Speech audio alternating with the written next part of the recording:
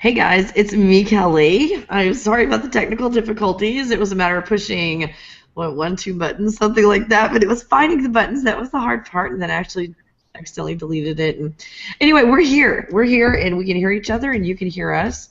So that's a bonus on everybody's part. We have TruthSeekah here on the show. This is really exciting to have you on again.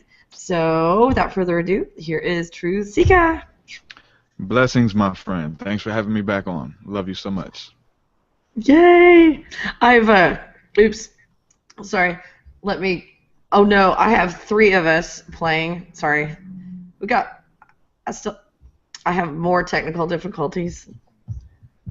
There we go. Okay, now there's only one. Sorry about that. Oh my gosh. When we were trying to fix it a while ago, I opened up all those windows that started playing once I started talking. Sorry about that. Okay, we got TruthSeekah here. Okay, manifesting. It's all good. Everything is well. How did I manifest that? Seriously. Yeah, sometimes you got to fight through it, man. If you really want it, you want to make something happen, you got to, it's just symbolic, you know what I'm saying? Or you could quit and say, you know what, we'll try again tomorrow, or you can do what you got to do and make it happen, and that's what we're doing, so.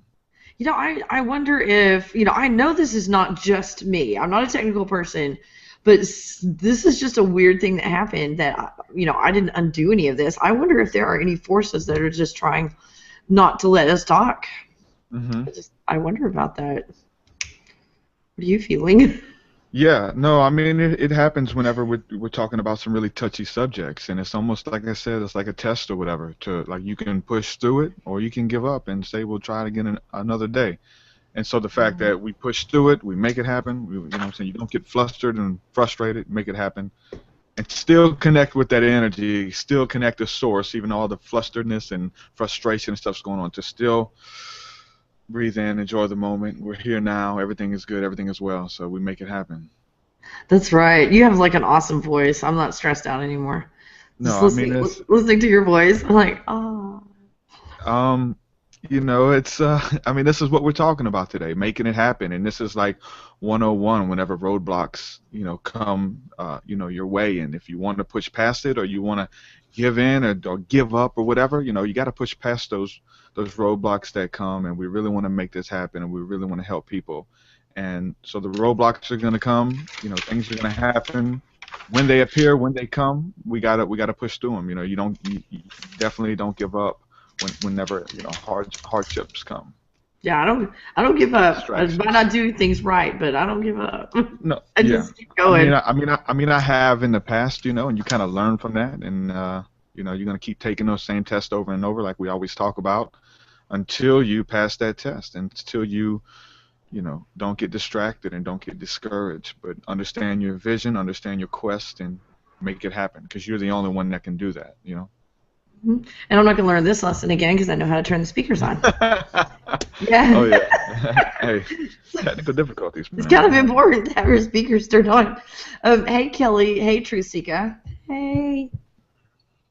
Awesome. They're already saying hi. Peace, peace. Yeah, and we've got the Q&A app up, so just go ahead and click on that. I think you have to have a Google Plus account. So those of you like, why isn't it working? If you don't have a Google Plus account, it's not going to let you ask questions. They're trying to control the world, and you're not complying. So, but ask hiya. We got a hiya, and we're going to start on some good stuff. Now, you guys just ask any questions. Like if something, because TruthSeekah and I, we just kind of go with the flow on some things. We've got kind of a basic thing that we're going to talk about, but we go with the flow. So if you guys have any questions of things that you're dealing with or things that are going on, if you want to throw in a little sprinkling of aliens and all that good stuff, and we love a good alien story. So we'll just start it. So we're starting out manifesting your dreams. Like, hey, what's going on? You're manifesting your dream. TruthSeekah is about finished with your album, you said? Yes, just about finished. I'm really getting everything mixed and mastered right now. So within the next week or two, you're going to see music start rolling out and videos and all that good stuff. So I'm super duper excited to get it out there. It's something I've created. It's a piece of me. All the things we've been talking about on this show are all put into lyrics and rhyme schemes and metaphors and things like that. And all this stuff we're even talking about is going to be put to music form. So super duper excited to get these experiences and stuff out there. And like every time that I put out an album, I really feel, I don't know if it's just me consciously or whatever, but I feel like it's something that the world needs. This is something that I need to get out there, that music may be stagnant or people may be stagnant in their walk and they need something tangible to help them get through. And this is going to be a soundtrack for you know what I'm saying, your life and for spirituality in general. Super excited to get it out there. So you just made that album overnight and were an instant success without even trying, right? No. I wish it was like that. That would be awesome. That's why we're here to encourage people. Well, I think the problem that people have is they look at superstars or they look at, you know, people who are leaders and go, wow, they came from nowhere, just out of the blue, and they're successful. And they have no idea the work and the blood and the sweat and the tears that go into all this. So what was your, I guess, the Reader's Digest version of you know, finding your dreams and manifesting your dreams? I'm still in the process of doing it, and I'll be in the process of doing that until I pass on into eternity. But you know, the road to this journey starts at one step at a time, taking one step at a time. And you know, you may be in a place or a situation that it doesn't look like you're anywhere close to fulfilling your dream, to walking in that fullness of what you want to do, where you see yourself. But the things that you do today, the work that you put in today, is going to show tomorrow. There's a universal law, seed, time, and harvest. Whenever you plant something into the universe, whenever you speak something, whenever you work on a concept or work on something, tomorrow those fruits are going to show. It's not going to be literally tomorrow. It may be 6 weeks, it may be 6 years, 6 months, whatever. But what you do today is going to determine your outcome for tomorrow. So get a game plan, get a vision, write it down, make it plain. Because where there's no vision, the people perish. So I would encourage you to get a game plan and write it down. This is what I want to do with my life. This is what I want to be. Whatever you can dream up, man, whatever you can look within and you get that dream. So that's the biggest thing about it, is like people need to have a dream. People need to have a vision. And once you get that, then you can start taking the next steps to actually making it your reality and manifesting it on this side of our consciousness and putting it into practical experience, you know. And so that's what I would encourage people 101. If you don't have a dream, you know, you got to start there. You got to get a dream, write it down, make it plain, and that's definitely going to be the first step. So I'm going to manifest my dreams, and I'm going to sit on my couch, and I'm not going to go out of my house and meet anybody or put in any work because I deserve this, and they are going to make this happen. Yeah. So you know, I'm just not going to do any work and just let them do it. So how does that work out for people? What usually happens when they try that method? Well, even with that method, they may be, you know, even praying about it and like going into meditation, and they think that doing that is going to cause it to happen. But when you go into meditation, when you go into trance, when you seek God in prayer about your future, about your life, about your destiny, like you have to do stuff. It's not just, okay, I'm spending all this time in the spirit realm, I can move and shift things. That's good. We have to be able to do that. If you're a spiritual individual, you have to be able to do that. But there's successful people following their dreams and their destiny who have no spiritual intuition whatsoever. They're just doing it. So these universal principles, these universal laws apply to everyone. So get that dream, get that vision, go into the spirit realm, move things around, make it happen. But you have to get a game plan. You have to do something. You have to get in the studio if you want to be a recording artist. You want to do music. You have to make music. You have to get into the studio. You have to schedule a session. You have to write. You have to do all these things or whatever it is. So we can't just pray and ask God to make it happen and then get pissed off at God when it doesn't happen. That's a lot of people's logic. It's like, you know, it should be a no-brainer, but a lot of people's logic is like that. They've been seeking God. They've been praying about it. They've given it to God, whatever. Good. That should be 101. But after that, we have to start taking the steps to make it happen. And along that line is going to become successes and failures. And if you don't learn from the failures, you're going to keep repeating them. You're going to keep falling into the same pitfalls. So get that dream, get that vision, write it down, make it clear, and start taking steps in that direction. But TruthSeekah, I'm too busy to do that. Or do you have any shortcuts that I can get successful fast? There's definitely no shortcuts, but I would tell you this, that many people have a dream and a vision and a core interest of something that they want to do with their life and something that they want to become, and it starts out in one. They have this, this mindset. Okay, this is what I want to do. Because like me, when I started out, I wanted to be a musician, but then I wanted to preach and stuff like that. I wanted to be a preacher. I wanted to reach people, heal people, help people. But I thought I was going to be a Christian evangelist or whatever. And I became that for some time. But the dream and the vision begin to, get a little bit different, a little bit cloudy, and so we see in part and we know in part. And so once we are on this road, things develop. You follow your path, you follow the different synchronicities, the different omens, and once you follow them, where you end up is where you're supposed to be. Anyone can do this. Anyone can do this. And if you're too lazy, if you got too much stuff going on, if you like entertainment, if you just like downtime, which I like to, but there's a time and place for all that. You know what I'm saying? There's a time and place for that, for resting, for making it happen or whatever. But there is no shortcuts. I wish there was, but you will see your dream, you will see your vision as it comes to pass. It will begin to form, it will begin to take shape, and you can step back and be like, oh, that's what that was. This is this is the dream manifesting. This is reality changing. And practical steps, man. Mm-hmm. Be a leader, not a follower. Because if you are on Facebook, sometimes I have to be on Facebook a lot to do some things business-wise. Yeah. But then I'm not productive at all, and I'm not following my dreams. I'm just doing maintenance. So we've got someone who said, hello, awesome team. That's how I feel, is that we are a team in doing this. All of us are together doing this. Yeah, I think we all need each other, definitely. We are going to be talking in a minute about how to manifest your dreams, but here is one way to manifest your dreams, and tell me what you think of this. And this is, I guess, a shortcut, if you will, to manifesting your dreams. I've had the entity Sasha that has been with me, I would say like 17 years, trying to do things in my life. I didn't know anything about spirituality or whatever. I was just, Baptist, not knowing what I was doing. And suddenly I don't know if possession is the right word, but Sasha came inside of me. And then it was like, I am powerful. I can do anything, but I'm a terrible person. and I got a dose of Sasha. And then I got rid of Sasha for a while. So when I started to do this, here came Sasha. I got a little stressed out, and that's when they get you, is when you've been traumatized or your shields are down. That's when they come around. So Sasha did successfully get inside of me a couple times, and unfortunately I had some friends who were able, my spiritual family, who was able to help me when that happened.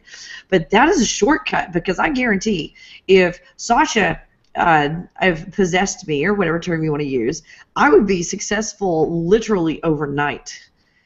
With her driving it. It would destroy my family, though. It would destroy all my relationships. I would end up in jail. I guarantee I would be in jail at some point. Well, I don't know if I was that famous. I wouldn't go to jail. I would just be a horrible person, and nobody would want to be around me. So there are some shortcuts. So what do you say to those people who, it's not just Sasha. There's a lot of entities out there that will give you a sense of power and make you think you're in control. What do you know about that? It's totally a fine line, because on this plane of existence, in this path, we are dealing with entities, we are dealing with angels, we are dealing with demons and devils and things like that. And what I'm saying, not all of them have your ill intention in mind, but it seems like going to the dark side, taking that dark path, is always like instant gratification.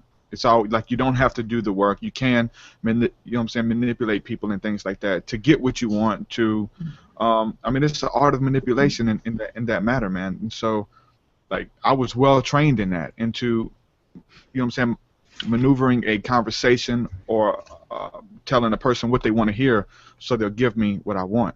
And that's not anything what we're talking about. We're not talking about manipulating people just so you can. Get this gratification and get what you want from them, and then kick them to the side and go, going through using people to get what you want from them. That's not what we're talking about at all. That's totally the dark path, and that's the path you're talking about. And I think a lot of us started out on that path or whatever, even as children. Like, I mean, I was a kid talking about this stuff, man. I was young, you know. And so we understand that the path of enlightenment, the path of walking in your fullness, walking in your dreams, it is a path of healing at the same time, because once you're doing that, once you're walking in your fullness, you're going to be getting healed, because you have to deal with those dark places first, is which we've talked about again and again on all these other episodes that we've done, is dealing with the trauma, dealing with the hurt. And once you deal with that, if you want to be a healer, if you want to heal people, you want to help people, well, guess what? First, you got to get help. First, you have to be healed. And this is what Spirit is saying. This is why we're here. It's time for people to deal with their trauma. It's time for them to deal with their hurt and aggression and things like that. Learn from it. Put everything in its proper place and move on. So if you want to walk in your dreams, in your destiny and calling, you're going to have to deal with this stuff. Because if you don't, you'll understand that once you get so far into it, on that dark path, what you're talking about, once you get so far in and you haven't dealt with all that stuff comes to the surface. Just look at these child actors now. You know what I'm saying? Just look at all these people who are blowing up and like having crazy meltdowns and stuff. They haven't dealt with trauma. You know what I'm saying? Like, they're dealing with it now. They're in the public limelight. Oh, exactly. Oh, exactly. What method? So this is one method I use for manifesting. Now, the stone, you do not need stones to manifest. You don't at all. But sometimes when I feel like I need a little help or I need a little boost, I'll use black tourmaline. I specifically have black velvet tourmaline, and I've got pyrite and quartz crystal. And sometimes I put selenite with it to clear everything. And then to that, I will add, like if I want to manifest something in the financial area or money or abundance, I will use green jade and rubies. And you just use different stones according to what you're wanting. If you're wanting to manifest something a little more along the spiritual lines, you want to choose stones along that. But like I said, you don't need the stones. But I already have a video on this. It's like, I call it the 30-day challenge. You take whatever it is, whatever your dreams are. And your dreams are basically those things that you feel like you came here to do. I'm not talking about a job or even a dream job. What did you come here to do? Did you come here to change the course of this planet in the way that people are treated on this planet? Did you come here to help supply water for people in communities that don't have enough water? You know, did you come here to just make people laugh?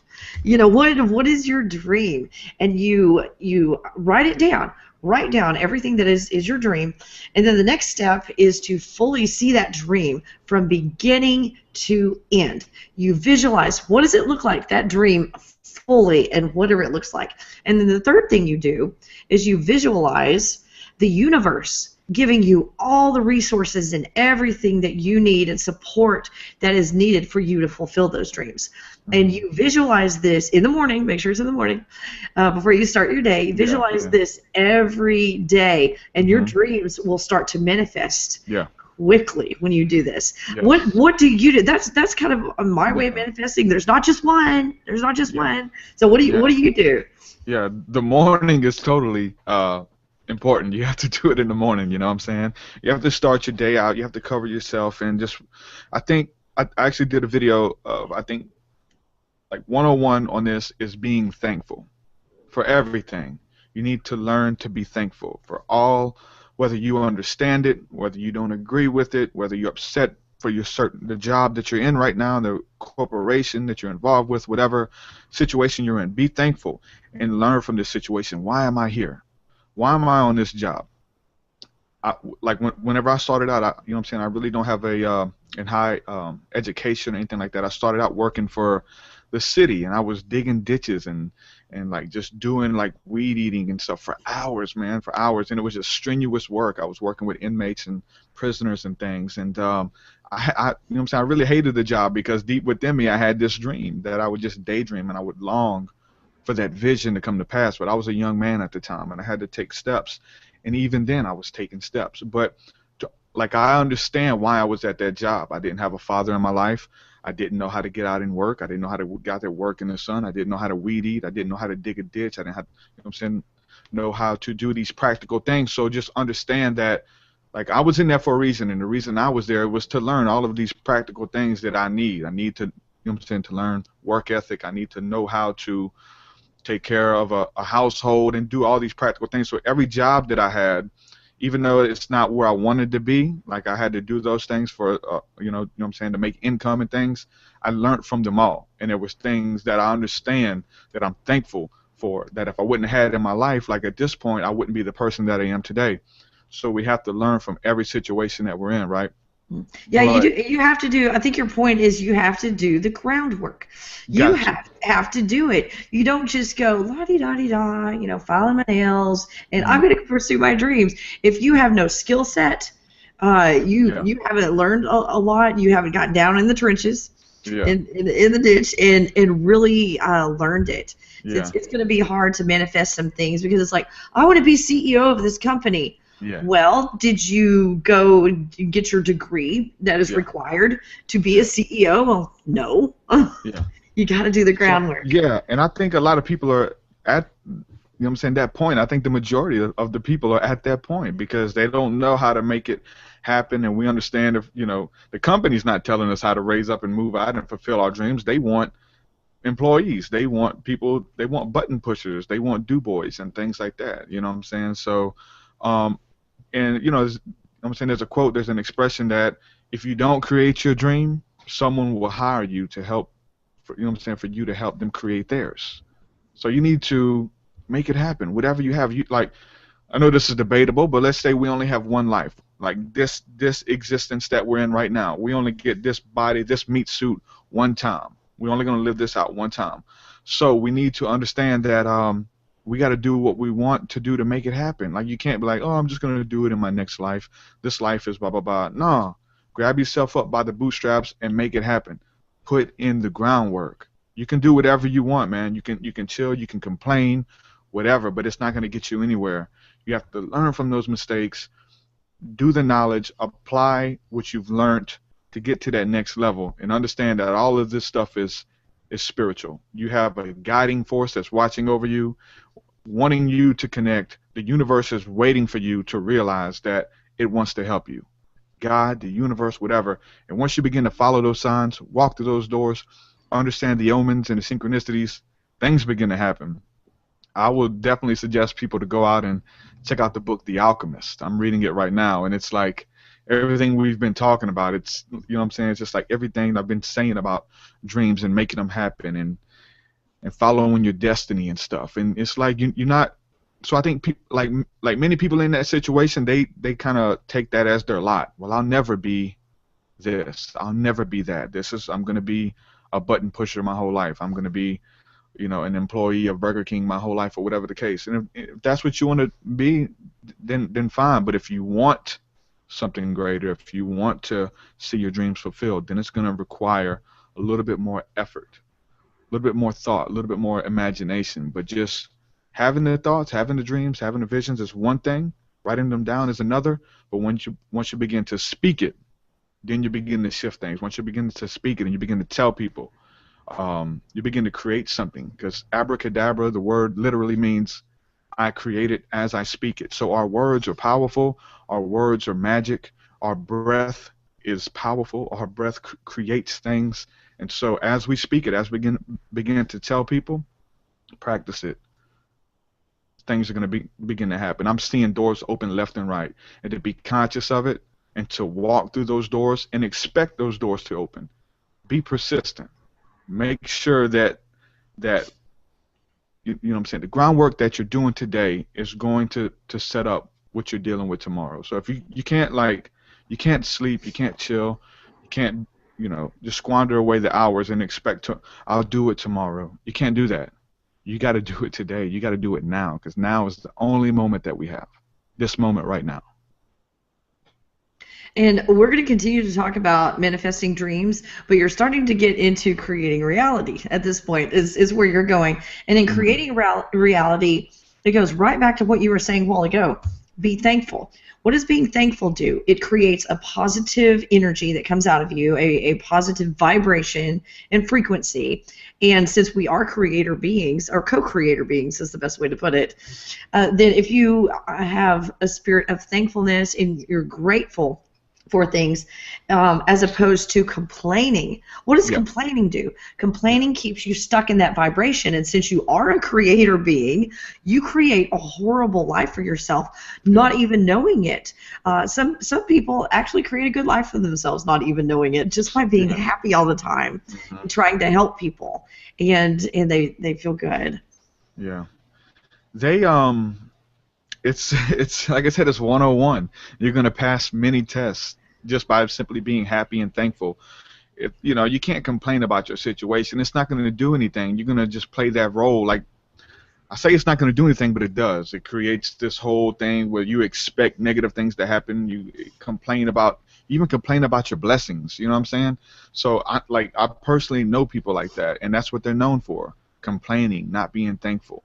But understand that your lot in life and where you are right now, be thankful for everything: your health, your sight, your vision, being able to hear, being able to speak, being able to think, because there's so many people who have it, you know what I'm saying, a lot, more worse off or whatever. So just understand that you have the power to create this, man, that you can be thankful for another day, that you're here, and you've been given this chance to learn, you've been given this chance to create. So if you can be trusted with the small things, if you can be trusted with working at McDonald's, if you can be trusted with working at Burger King, be faithful with that, pass that test, and then you'll be trusted with, greater things. And once you're trusted with that, bigger things and bigger things. And that's how it works. That's how spirit works.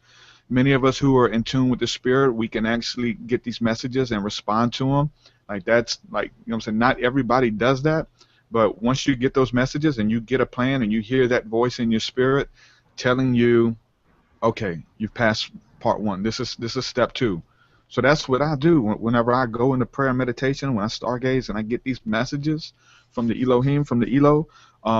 They tell me things about myself and what I need to do to continue this activation, to continue walking in my dreams and my destiny and things like that. We've talked about it on previous broadcasts, the fact that when you get those messages, when it comes through, you have to do it, and you may struggle with doing it.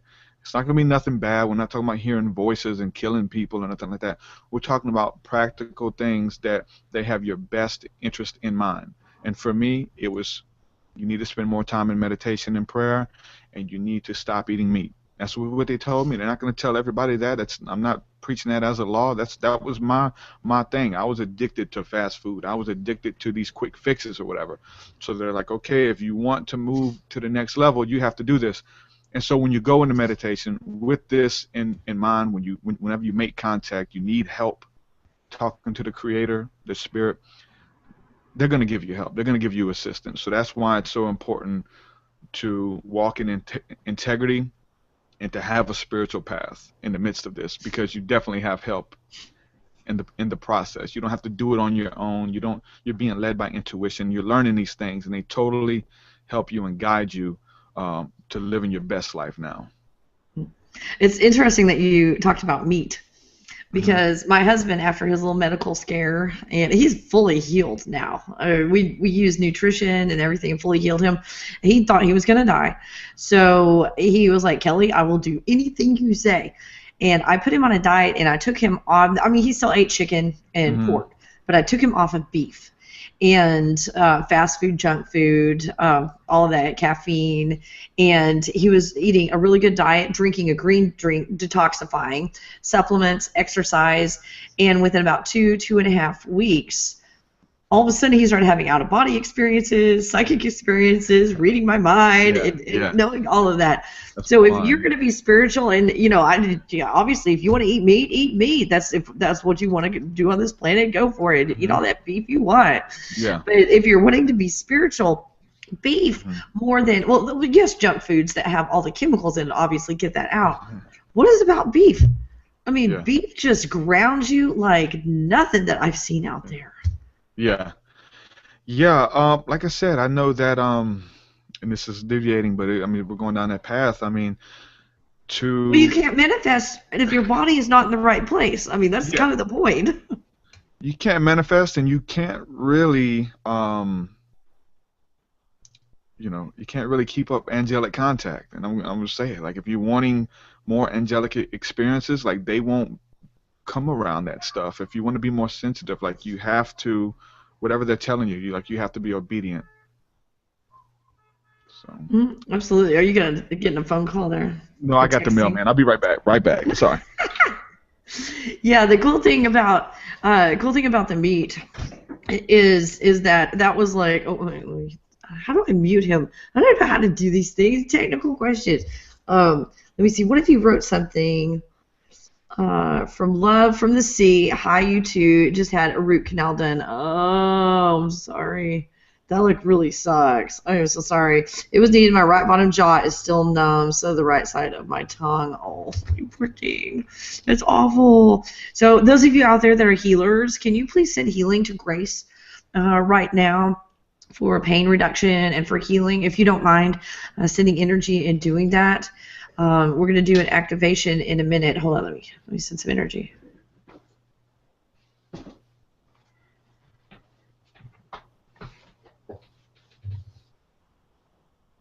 Okay, I was just sending some energy while you were checking the mail. There's someone named Grace. She just had a root canal and all that. She was in pain, so I just asked everybody to send her energy real quick. So you guys keep sending energy to her because we have to keep talking. So did you get some good mail? I think so. I gotta we're talking about manifesting and stuff, and I'm manifesting like I haven't done any shows with my new material since like 2012. Like I've been working on, I put out 3 albums now, and I haven't done any concerts, and so that was a big thing for me. And I've been doing the work. I've been hitting people. I've been working on my craft. I've been contacting people, seeing if they needed any openers or trying to get on some festivals and things like that. And everywhere I look, it's just like a closed door, closed door, closed door. So okay, I'm just gonna be persistent. This is what I want. I'm gonna make it happen. And I got booked my first show, which is coming up in like a week now.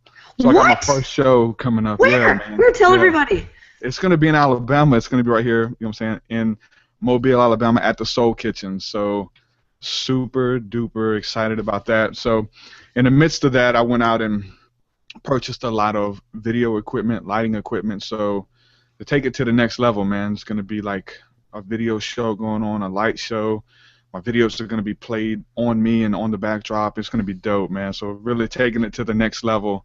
And but that's just it, man. Just being consistent, and that's what I wanted to do. And I wasn't going to give up, even when doors were being shut in my face. And we made it happen. So first show is coming up in like a week, March the 7th. Week and a half. Oh my gosh, I've got like chills. This is so exciting. I've been trying for a long time, and like so locally, obviously, I've done gospel music for a long time, and then so people look at me as they still think I'm doing that or whatever, you know what I'm saying? So I'm trying to get the music out there, and they hear my name, they think I'm a gospel artist, they think if they let me in a club, I'm going to preach to everybody and stuff like that. So it's kind of been a little bit harder to really get out there and do it. So, but I didn't give up. I should have gave up. Probably should have gave up a long time ago, but I didn't. See, that's the whole thing. When you feel like you should, don't. That's the thing, man. Once you can get past that and get over that hurdle, man, got to be persistent with people. Yeah. Don't be annoying, but be persistent, you know? And it's knowing. There's a difference between I want to go, you know, and open a shop and sell crabs in a community that doesn't even like seafood. You know, and you don't know why people aren't coming in. And, I mean, you have to use a little bit of common sense. And, you know, do I just keep going and hold on? Well, no, that's not even good common sense. But if you have this mission and this passion that just grips you and that you are not going to be fulfilled to do it, and maybe it is that crab shop, move to the ocean. And where people actually eat seafood, and go ahead and follow that passion, but be smart to pursue it in a more logical place. Making it happen, man. So that's what the package was. I had some receivers coming in that's going to shoot the video over a distance and stuff like that. HDMI receivers. It's going to be dope. There you go. Manifesting and creating reality. I'm going to be doing some some new songs there too. I'm gonna be debuting 2 new songs off of the album, so it's gonna I be can't wait to hear. Make sure you take pictures and post them on Oh, Facebook. we're gonna try to do video and everything, no doubt. Because I want to share that. I want to make sure that we share that when you get that done. So it's exciting. We've got a question. It's kind of like a question and a statement and a question and then a statement. But what is your purpose? I don't know if it's like you and I. I have to say, what is your purpose? What is your vision? Everyone share. Oh, I guess they wanted to share in the comments. So if you have a purpose and a vision, go ahead and share it in the comments. And somebody might find you and go, hey, I've got the same mission, and you might get together and feed half the planet. Who knows? Right now, it is to learn. I guess it's this person. Right now, their purpose is to learn, and these are phases. These are phases that you go through that are necessary. But long term, it has something to do with my children. My guides always show me happy children when I ask. I feel they have an important role to fill in the future. Absolutely, that's cool. That's cool. And then they're getting into astral projection. And someone said, can you provide a link to your album? So what is the best place that they can go to find? TruthSeekah.com. Truth SEEKAH.com. That's the best place. Everything's on there. The music player, a lot of videos and links to videos, and the link to the show, all that stuff coming up. And yeah, TruthSeekah.com is the best place to reach me there, or through social media. I respond on social media if anybody has any questions or comments, or can hook me up with a concert or something like that. We'll definitely come out there and do it. Oh, that's cool. We've got someone else, their dream is, I want to be a peacemaker. That is awesome. Now, here. Now, I know we're getting into semantics, but I want to be a peacemaker. Well, why aren't you already now? You could be a peacemaker now. Right now, it might be just between your 2 children.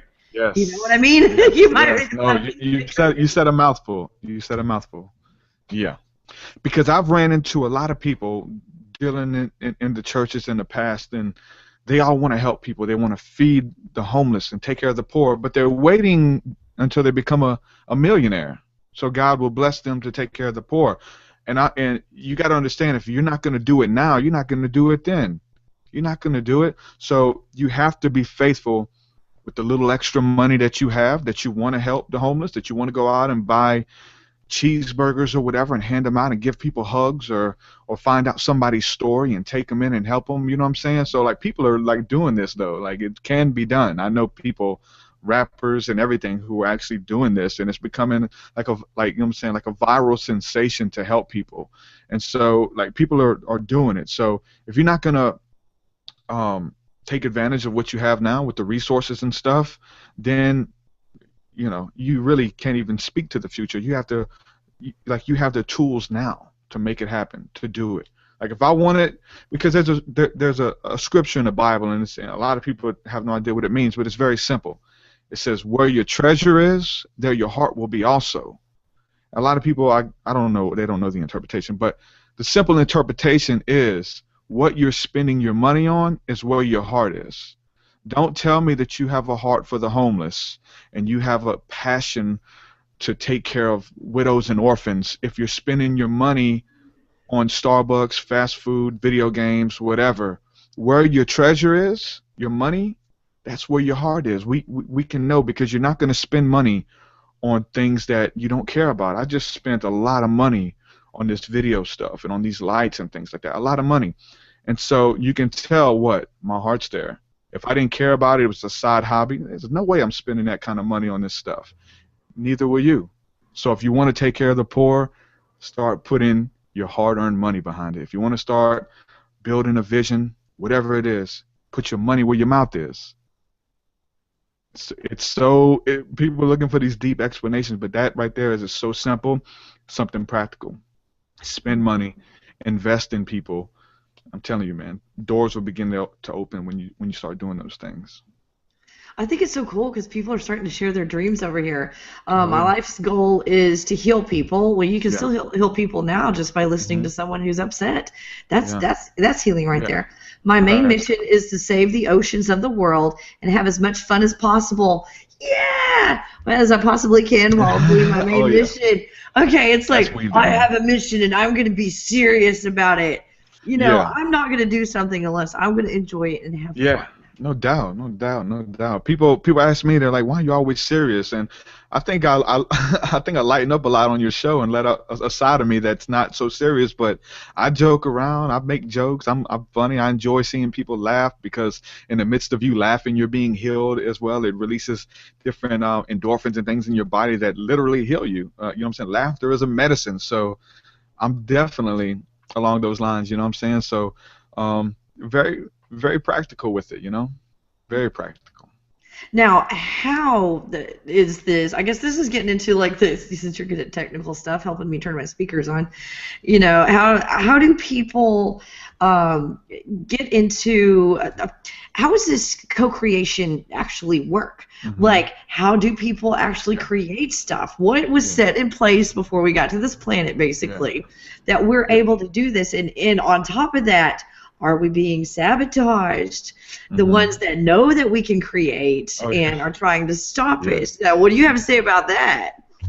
Yeah, so what we see religion doing is the fact that making people feel unworthy, like they make you feel like you don't deserve, um, you don't deserve your dreams and things like that. So a lot of people feel that, especially when like if they haven't received grace in the right way, like they feel thankful and they're just a sinner saved by grace. That's one thing, but to understand that it's like this same grace, the same love empowers you. It doesn't make you feel guilty and you know what I'm saying, beat you up over your past mistakes and sins and addictions and failures. No, you learn from that grace, you learn from that love, and you are saved by that, and you go to the next level, you apply it, and you share that same grace and love.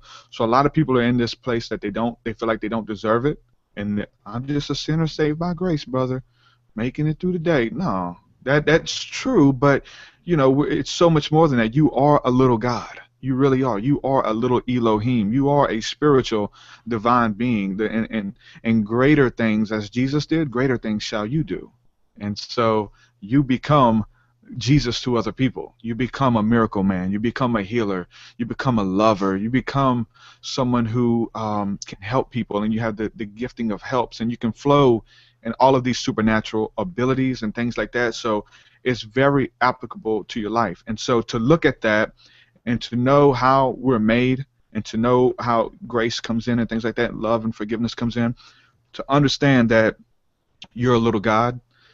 And so if we read the Bible, I think the Bible's a pretty good explanation of like we're made in the image of this creator.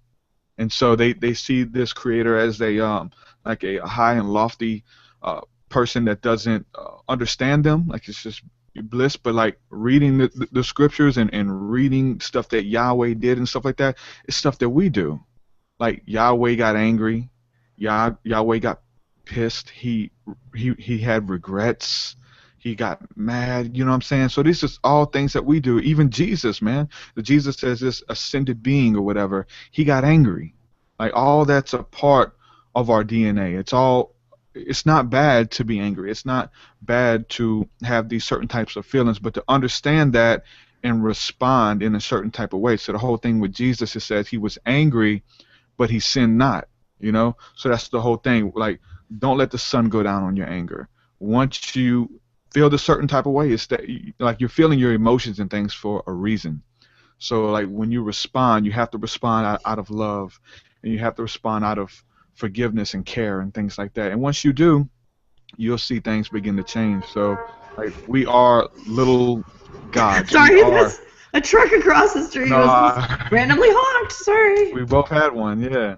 Yeah. So we are created in the image of this divine being, and all of these even if you know what I'm saying Yahweh's not real or whatever the case is, it's a story that plays out, and it's a story of us and the things that you know what I'm saying. And we've definitely covered this on previous shows, but there's so much info on the scriptures, the Bible, the Bhagavad Gita, all holy texts being a mirror image of yourself and of your conscious and of your psyche, and to learn how these gods responded and things like that, and learn the metaphors and signs and symbols and apply them to your life, and it becomes so much more real than you know, just like you not being worthy or something like that. It becomes more real. So like you are worthy, you are loved, and so respond to that love, respond to that grace, and that grace should empower you to be the best person that you can be, not to feel unworthy or stupid or, you know what I'm saying, like you know what I'm saying, you'll never amount to anything. No, to respond to that stuff the correct way and make something happen. We all have that power. But TruthSeekah, my parents raised me on guilt, and it kept me out of trouble. It kept me from doing stuff. And if I don't use guilt on my children to raise them, I won't be able to control them.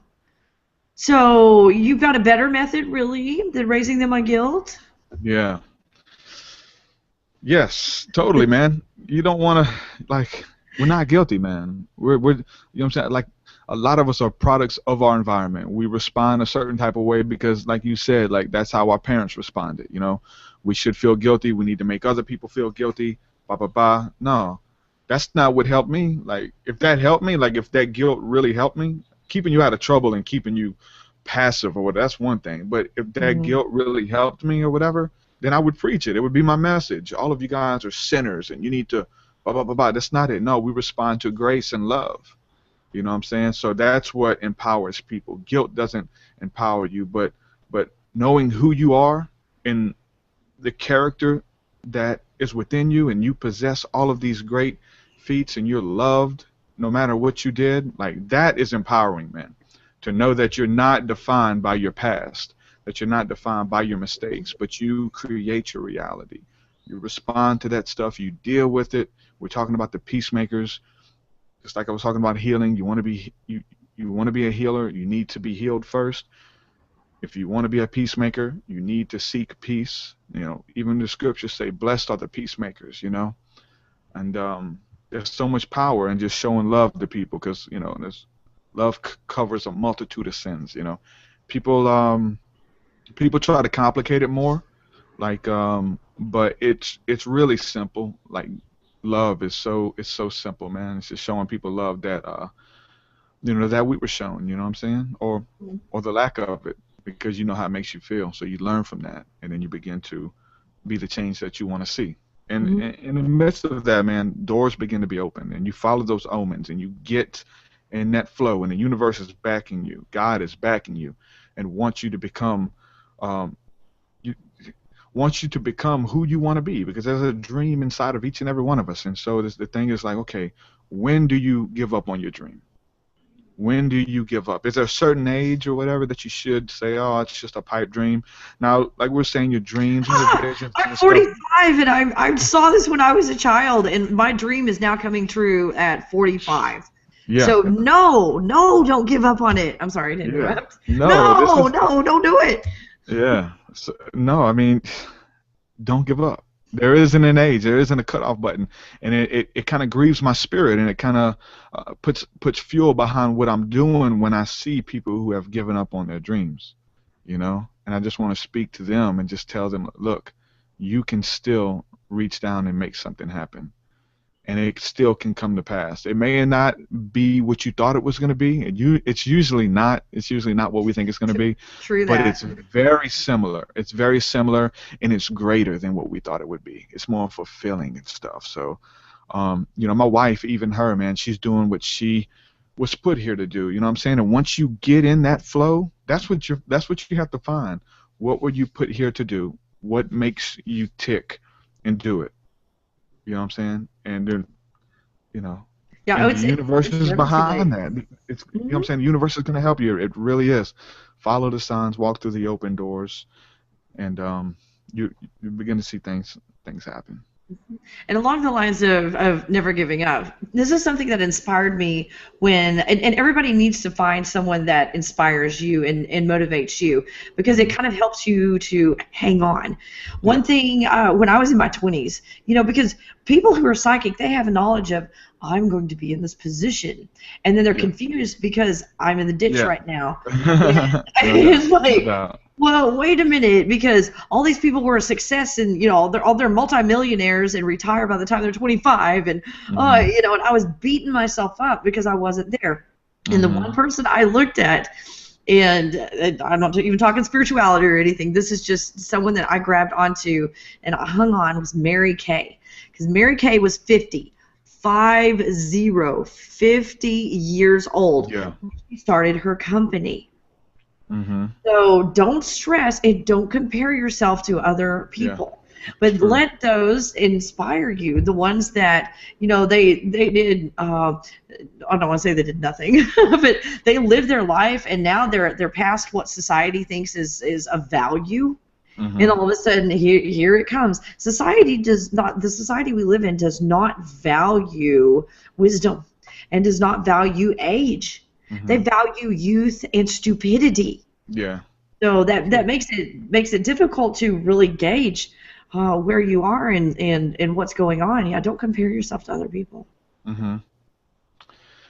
Yeah, we compare ourselves amongst ourselves, and we try to keep up with the Joneses and things like that. Or this person's made it, why can't I make it? And that it gets into the root of envy and things. Like you begin to envy people, and you wish ill intent towards them because they've made it, and you're still struggling to make it. You know what I'm saying? So you see other people happy, and I tell you what, there's a lot of people who have fallen victim to that. Even in religion, man, there's a lot of people who are backbiting and wanting to do the crab in a bucket mentality. When they see someone about to make it or someone doing better than them, they pull them down so that they can exalt themselves and stand on their back. And once you understand that spirit and how that works, and to shut that down when that comes, you're going to go a long way. The values and basically passing on to the values onto your children is just so wrong. I mean, teach them not to hit people and and stabbing them in the back and stuff. But as far as passing on values, like my mom valued a clean house. I could give a crap, and so she put her values on me and equated it to my worth. That if you don't have a clean house, you're not worth anything. So if you guys judge me by that, I'm pretty unworthy of anything. But passing on the values, and maybe some of you might, and it is never too late, but let's just put it in this context. Okay, it's too late for my dreams because I wanted to be a showgirl and a dancer, kick my legs up, and now they're all flabby and I'm fat and all that. So if you didn't fulfill your dreams, you have children. And you need to be very careful with these children, because these children have dreams, not to pass your value system onto your children. Like, oh, you're worthless unless you become a rocket. Like I wanted to be, and you see so many of these parents living through their children. Yeah. As long as they understand, these children came to teach everybody, including themselves, and they raise them in such a way that instead of forcing a system of values or another system on them, they bring it out of them. It's what is already inside of you. And this is the opposite of what you see in religion. Here's a set of rules and guidelines. Put yourself in this and follow it. And a different way of raising them is let's draw out your own values and sense of right and wrong. Let's get that out of you instead of dictating that, so that you can follow your dreams then, and it's going to be easier. That takes a person with a spiritual ear, and it's actually a spiritual gifting to be able to look at someone and see the potential in them.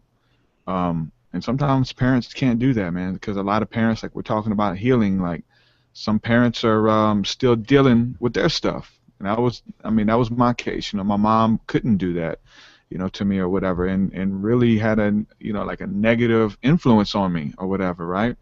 And so, but for you, for me, for those with a spiritual ear and eye to see, you can look at the potential in someone, and you can become an instrument. You can become a conduit for that potential to speak into someone's lives and change their life by simply speaking over them, by believing in someone. That stuff works wonders, man. And like, we are a society that is like, deprived of that. That's not normal these days. To actually speak into someone's life, to encourage someone, that's not like a value that's taught everywhere. Everyone doesn't have that value, so it has to be like a spiritual intuition, man, that we're actually led by to do that and to help people. So it really comes down to treat people the way that you want to be treated. You know what I'm saying? If you want somebody to speak into your life, or if somebody has and it changed you, you owe it, as in pay it forward to the next person to do the same thing. So just be an instrument of that, And this is the question sort of kind of relates to what we're talking about, but we can make a really good point on this question. And first of all, just let everybody know, we are not medical doctors when we're saying this. And before you do anything, you need to consult a physician. That's my little disclaimer so no one will sue me. So I have an attraction to crystals. I have watched your videos, but so far I have not been able to feel connected. I think the medication that I am on is hindering my concentration. However, I'm afraid to go off the medication. Could this be my issue? Medication and spirituality. Yeah. But medication, first of all, poison.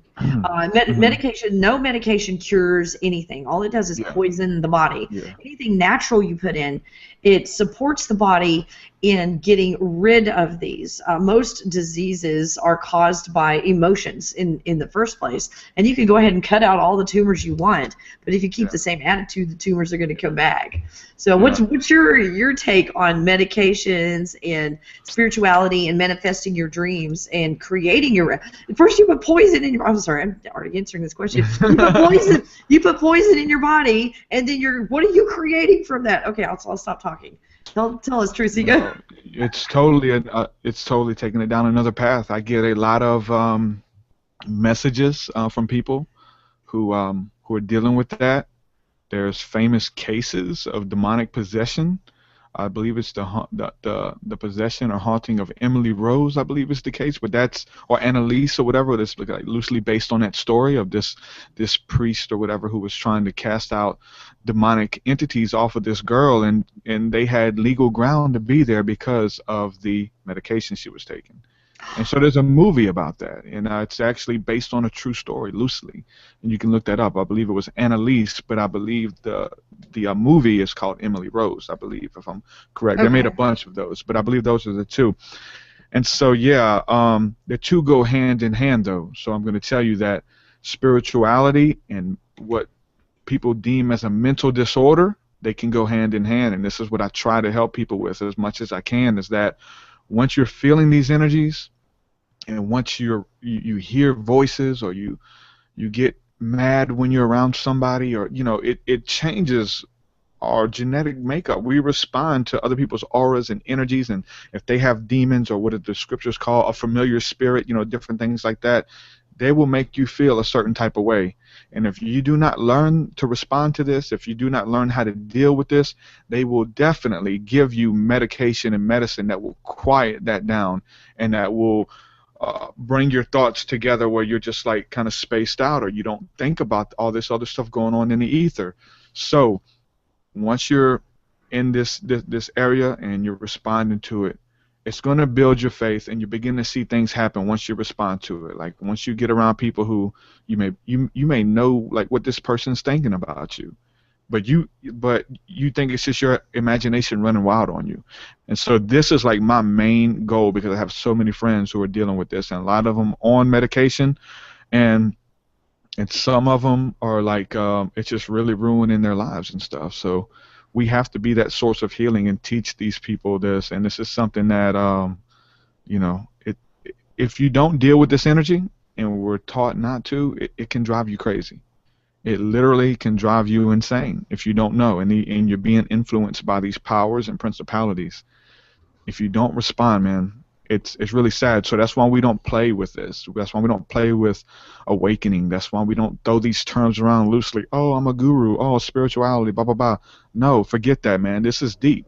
This is really deep. You're going to be like, you're dancing with the dead. You really are. So once you awaken the Kundalini, you are filled with the Holy Spirit and power, you have a responsibility, because you're going to have a target on your back on top of that.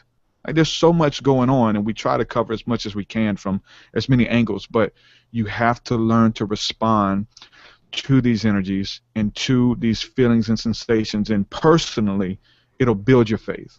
Once you respond to a situation and you see a manifestation happen because you obeyed that intuition or that voice, or that that we call it the still small voice. Once you obey that, and you say, "Oh, this is something else. This isn't. I'm not crazy." Once I obey it, things begin to happen. And please, this is a disclaimer: obeying the voice, we're not talking about anything negative. It's not going to lead you to hurt people or hurt yourself. That's not the voices we're talking about. Those are the demonic malevolent voices that are there too. So that's why it's so important to find the spiritual path, to be able to discern the voices of the enemies and the voices of the ones who are benevolent, who have your best interest in mind. And if you're watching this broadcast, you're watching it this long for a reason. Like, you want to know this stuff, and this is why we're here. I try to put it out in my music. I try to put it out through healing sessions and things like that, helping people. Kelli does too, so much. She's got archives of videos talking about this stuff. So it is urgent that you do that. And so far as the medication goes, we cannot tell you to stop taking your medication. We cannot advise you anything, but we can tell you the different things we've seen and the changes in people's lives once they begin to really harness in on this spirituality stuff, really go into meditation, really respond, and take risk, and you begin to see things happen. And I put my life on it. This is my life's work, so I believe it. And we need a little bit of a clarification, because someone put, "Are you sure you want to blanket tell everyone that their meds are poison?" Want to make sure everybody knows that we're talking about Western medicine. We're not talking about Chinese medicine, or because if you guys are on Chinese medicine, you know I'm not talking about you because you're awake, because your mind is not clouded. You know I'm not talking about you. But I guess I'll answer that, or ask a question. Please show me a medication that is not a poison. Mm-hmm. See if you can find one in Western medicine that is not a poison. Well, we understand what you know, the Western medication and Western medicine is really mimicking things that's already in nature, or they have like an extract of something, but they put all these chemicals and things in there with it. If you ever look at a child who is what they say ADD or whatever, this will be the most spontaneous child. Creativity is booming out of the roof. The only thing about it is they can't sit still in class and they can't pay attention to this person writing on the board. No, you have to be able to cater to that. You can easily put that person on some medication, and we've seen it happen, man. We've seen kids running around with energy. That's what kids do, man. Kids have so much energy, and but you give them that medicine and that medication, and they become a zombie. They just sit there. This kid who was booming with life and stuff like that. So that's what we're talking about, to be able to cater to everyone is different. Everyone responds differently. Some people need medicine, some people need medication when you get sick or whatever the case is. No, it's not that. I want you to be sensitive, and I want you to consult. Don't consult me. You need to look within. You need to consult the higher power. Don't even consult us. We said that we're not medical doctors. We have no business. We can't prescribe anything to you but life. But I can tell you that you can deal with the Most High Supreme Power, and that will that grace and that power and that love, once you get connected, will be sufficient and will lead you. You have a peace about it. Those medications that you're taking, it'll tell you, okay, stay on them for now. I'll wean you off. This will help you. So there's a difference between medicating and healing. So you have to find out what you want to do. Do you want to medicate yourself? Do you want to shut these voices down? You want to cut them off, or do you want to respond to it and be healed? So I see it all the time. Like, I get messages a lot, and there are crazy people. There really are crazy people out there. There's people who are chemically off balance. They're really crazy, and they're a part of spirituality movements. They're part of religious organizations, religious extremists who they're just out there, man, really. And I deal with them all the time, and so that's why we say when you're opening up these doors and things like that, it's nothing to play with, and we can't stress that enough, that it's nothing to play with. Awakening the Kundalini, and there's so much literature out there about it, about if you don't deal with it and you're not serious, it's something fun, it's become popular or whatever the case is, you can really mess yourself up. So you have to be diligent, and you have to abide by these principles that people have set before us, man. It's really nothing new under the sun. There's someone else who have actually lived this and can tell you how to respond and what to do. And there's so much, like, we can't put any type of blanket statements out there. That's the thing. Nothing we say is a blanket statement, because there's so much, there's so many angles to everything. But we can say that the majority of health issues, the majority of mental issues, deal with two things: what you are putting into your body and like whatever you're listening to and whatever you're putting into your stomach. And usually the majority of all that stuff can be changed by your diet. By changing your diet, you can heal so much stuff that's physically wrong with you and spiritually wrong with you as well. And I'm living proof of that. Man, my body is changing, my mind is changing, mental clarity, mental focus. Once I cut out all of this crap, man, once I cut it out, things begin to change. And I dare you to do that.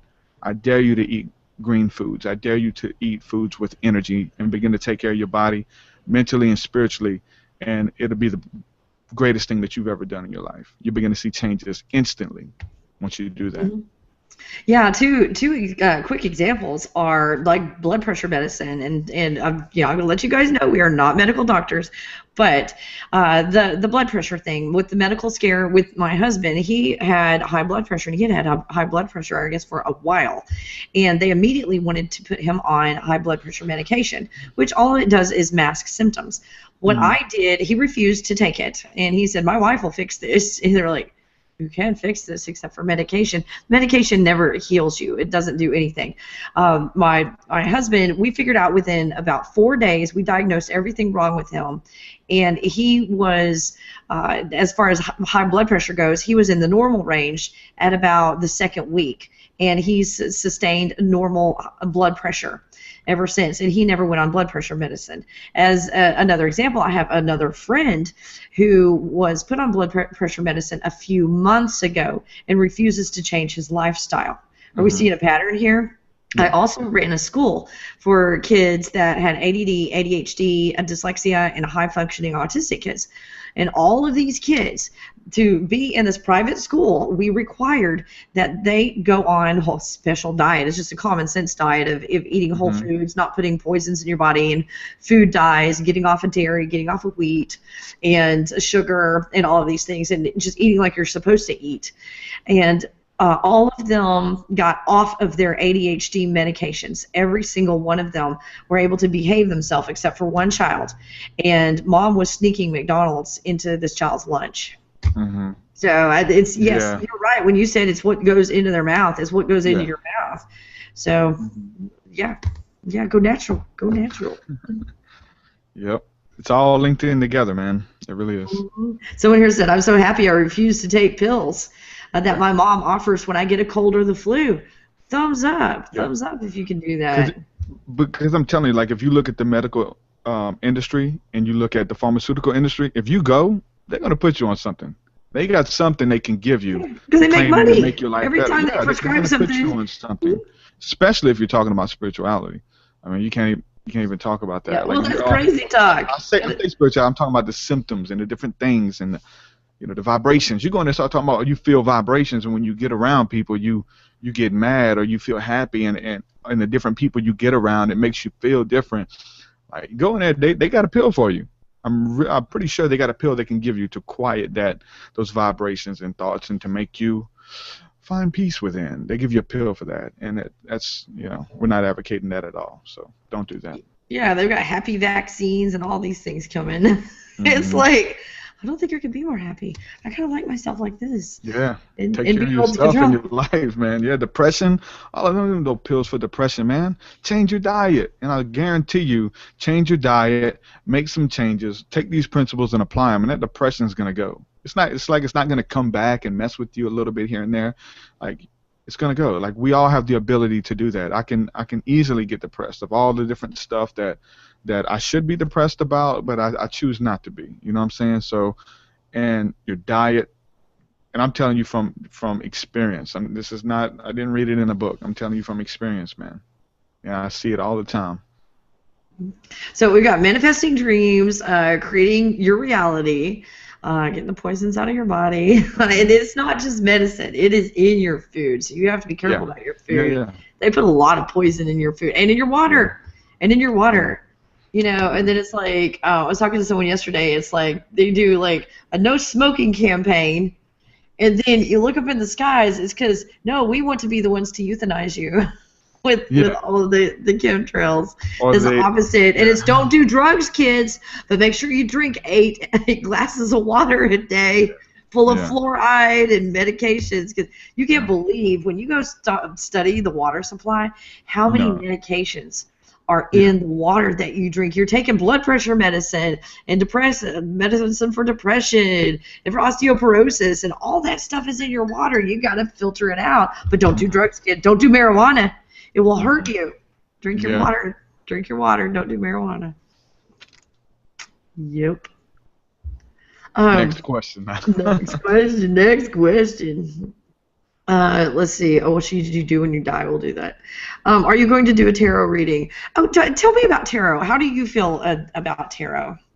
Well, I think that right there, it's a practice that a lot of people can use, and so I come from a Christian background, so that's definitely a no-no in the churches, right? But you got to understand that. So for me, even coming out of it, because I totally respect the Bible, I totally respect that text for what it is, and there was divination in the Bible, so that's the thing, the Bible and all these other holy books, they speak about going into trances, having dreams and visions, and spiritism and angels and demons and hierarchies and things like that, light beings. The Bible speaks about all this kind of stuff, and it even speaks about divination. So we understand that there was these different stones that were in the breastplate of the priest, and he can pull them out and throw them on the ground. It was like a yes or no thing. And so when he couldn't get a message from God by seeking God, he was led to take these out and follow the intuition behind the way those stones fell. So that's what we call divination. Also, we have another practice that was the casting of lots, where they would throw down, like whether it was straws or whatever, to make a decision, and they felt that decision was led by God, and that they could do these different practices. And obviously, it just wasn't anyone to do it, like anybody just walking around doing it. You have to be trained in this and follow intuition and be that person to administer that, right? So it's something that's not for play. It's something very important. So tarot is the same way. And so I've met people who can really do it and can they follow the cards, and it makes sense and it works. And so you got to be careful with anybody like that, though, because it's still an art at the same time. But there are people who are legit, and you have a lot of people watching this who are legit, who I talk to, who they actually know what they're doing. So it is a practice that it's mentioned of in the Bible, and I'm saying this to understand that it's mentioned of in a good way. It's not in a bad way. It's not the Bible doesn't condemn it. It's a natural thing that we can use, just much like a pendulum. The pendulum and all of this stuff. So yeah, it's an energy. It's getting into intuition and following it, and yeah, it can totally be used, no doubt. Is it okay if I do like a quick reading? I've only done this I think 5 times, and I'm absolutely not an expert. But Radley Valentine, I had him on my show, and he gave these to me for free. I've never done tarot cards, so we'll do one. There's one. I'm sitting here and doing this, and this one card keeps wanting to come out. This is just a 1-card reading. It was like talking to me the whole time I was shuffling. So let's see if this one. See if this applies to you. Okay, this is the 2 hearts of Raphael. So 2 hearts dedicated to creating something wonderful. Kindred spirits, don't give up on those you love. Mm-hmm. Totally. Yeah. Am I supposed to say something after that? Crap. This is why you need to know what you're doing. Yeah, but hey, you got to start somewhere, man. No doubt. You got to start somewhere, but hey, I see that. So it looks like with this, you're like co-creating with somebody. Basically creating something wonderful. I guess that could be your album. You're creating something wonderful, and maybe as an encouragement to keep going. I don't know. I'll put the deck away now, because I know just enough to be dangerous with tarot cards. So you're gonna mess somebody up now. I'm gonna mess somebody up. That's I know exactly what that means for me. It does mean something for me, totally. Okay, so you don't have to share it, but so that was something significant for you. You guys wouldn't understand if I did, so that's okay. That's all right.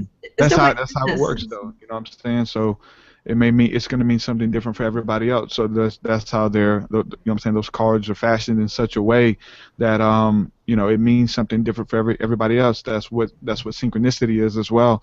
The different things in my life that are synchronistic to me and are like monumental, they're going to mean something to me. If I told them to you, you may say, well, that's cool. You may not understand it, but the impact and the power that it has for me is going to be different for everybody else. So, yeah.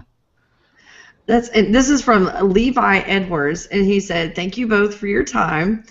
I really appreciate it. From one hip-hop artist to another, keep up the good work, TruthSeekah. You will tear that show up." Yup. Did he say show? Yeah, the show you're doing. Yeah, you're doing a show on, was it the 7th of March? Yeah. I'm being Dory today. I am going to, man.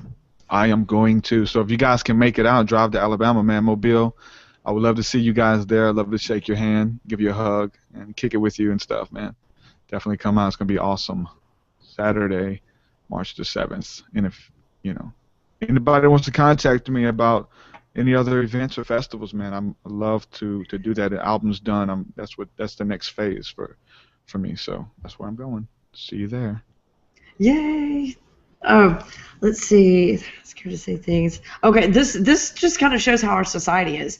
Sorry, Kelli, I have another question. Something to tell you. Okay, I go to therapy and see an orb that's clear and kind of white floating by my therapist. I was scared to say anything. That has happened. I mean, not in therapy, but like that happens to me all the time. And it's like, do you say something? Do you not say something? How do you handle that when you see things? Do you have to use discernment? Whenever you said that, yeah, you have to use discernment, and you have to be, you know, being studied is good too, because sometimes you have to be, you know what I'm saying, studied behind all this stuff. But as soon as you say that, what I got is what that is this angelic entity that's communicating through the counselor or the therapist to you. So this is like an energy that's communicating and putting the information in a certain type of way, putting the healing through that conversation. So whenever you see that, be encouraged and pay attention to the information that's coming through. No doubt. Well, that's cool. Awesome. Let's see. Is it possible to fall asleep during an astral projection? Yeah. I experienced some sort of astral travel, I think, for the first time. But when I started to fly through the wall in my kitchen, I ended up somewhere else. I ended up in my grandparents' garden. Yeah, totally. I mean, the first couple times that you do it, you're either going to fall asleep or wake up. One of the two. When you start feeling that energy, like when you feel that consciousness come out of your crown chakra and start pulling out, it's scary. It feels really weird, and you're like most of the time you're gonna snap back and you're gonna immediately wake up, or you'll be so tired and fatigued and you'll just fall asleep and have a nice dream. But yeah, those are usually the two things that happen whenever you're first starting out with it. Let's see. I can take. Oh, they're still like upset about the medicine thing. No, they take it. I'll tell you what. No, people take it very seriously because that's their crutch as well. Like this medicine is a crutch. I've got friends who are vouching for medicine that they haven't even been prescribed. It helps my back. It's like, well, you know what I'm saying? Like, it's a crutch, man. So we all have these different crutches. For some of us, it's pornography. Some of us, it's music. Whatever this crutch is that helps you get through life, it's a vice. Some people, it's church. For some people, it's gossip and drama and debate. For some people, it's pills. Some people, it's alcohol. So we have these crutches, and we need to recognize them, that you don't need anything that's going to take the place of deity, man. Don't, you know what I'm saying? Like, if you're prescribed to it and it's helping you, it can do that. You know what I'm saying? You may need it for a period of time, but don't get mad. Don't get mad. If you're getting mad, it's something's going on, man. You know, we're not telling you to prescribe anything, and I'm pretty sure that I would, you know, if I was on the medication or something like that, I may have a different response. You know, I may get offended as well, but I'm here to tell you that you need nothing that's outside of yourself. Like within, to fulfill you, to heal you, to change you, you need nothing that anyone has to offer. Now your body may need some things for a period of time, and so that's between you and your doctor and God. We really have no say-so on that. But I can tell you that everything that you need is within, and you can find everything that you need: healing, bliss, and it just, everything's different. I don't know what medicine's going on or whatever the case is. If someone really needs, if someone has an overwhelming pain that they need medication for, that's different. Like if you're having surgery, if you had an accident or something like that, this is all different. Everything is subjective to the person, to the experience. So, you know, people will get mad at you, man. When you mess with some of this stuff, man, I would get mad at you as well. Lack of education. I mean, part of it is lack of education, that they don't know of things that will get rid of their pain that is not prescribed by the doctor. So they're like, well, this is the only way. And like, no, my husband was having headaches for a long time, and he kept putting the aspirin down his throat. And we figured out a way naturally to get rid of his headaches. But I was born. I'm adopted, so my birth mother, let's just say she wasn't very responsible when she was pregnant with me. So I was born with ventricular septal defect, arrhythmia and tachycardia, which basically means my heart beat funny, and it didn't beat in rhythm, and it was enlarged, and there were holes all through the chambers. I mean, that's about as bad as it gets without being dead. When I was in that state. Well, here's another scenario. Let's say my parents had been educated on what to do naturally at that point, instead of going ahead and just putting me on medications and going that route. And they never did surgery on my heart or anything like that. Fortunately, they never did that. So when I got old enough, this was time is starting to pass now. I think it was probably about 11 years ago now, as time's going on. I was just tired of all of this crap. I was tired of medications. I was tired of dealing with stuff with my heart. You know, it was keeping me back from so many things, and I said, screw it. I'm going to get off my medications, and I'm going to eat right. So I ate right. This is specifically for your heart. It fixes everything within 18 months, almost no matter what is wrong with your heart. If you had bypass surgery, whatever, 18 months, you have a brand new heart that is absolutely perfect. So I got on the sublingual B12, B6, and folic acid, and with 18 months, my heart was absolutely perfect. I had no other health problems, and I could get life insurance. Those of you that are trying to get life insurance and have these heart problems, you know what I'm talking about. So if I was born with this, and then now I got a whole life with, you know, the highest level on whole life. So I did it naturally. I did it without medications. Medications just keep you sick, because you continually put poisons in your body. So, I mean, here's an example of me doing it. So I'm not speaking out of, you know, theory, like, oh, I read this. No, I lived this. And this is why we're trying to help you guys with something that we lived. Yeah, totally. And that's the only thing I can speak on, you know what I'm saying? Like, other than that, everything else is theory. But the stuff I've experienced or whatever, then that's my truth, and that's my, you know, that's a fact for me. And that's one thing I could speak on and be confident behind is the experiences that I have. And so I really trust in those things. Like, you know what I'm saying? I've seen experience. I mean, I've seen things happen. So any of the, you know, it is what it is. It's not just an opinion. It's something that's real and prevalent in our lives, you know? Oh, this is cool. We probably should have mentioned medication, because everybody is like, my parents won't let me eat healthy. You know? No, I mean, it's just the reason that we have to do the disclaimer is because in our society there are a set of rules that you do things a certain way, and you cannot venture outside of that.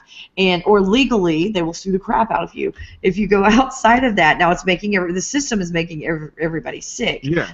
They brainwashed everybody into being, oh no, you can't get well unless it's medicine. No, they just want all the money to themselves, because if they know that cannabis will cure 90% of what's wrong with most people, cannabis will cure. Yeah, and a healthy diet, you're straight, man. Yeah. Oh, and put a healthy diet on top of it. You know, you can fix pretty much everything. Stay away from vaccinations. That's where you get all these autoimmune diseases, is from the vaccinations. Go research it. And people have screwed their bodies up. But guess what? It is not permanent. You can fix this. And you can fix it energetically. You can fix it nutritionally. How do you fix these things energetically, TruthSeekah? Because you recently have been doing healing. Yeah. With people. And what do you do?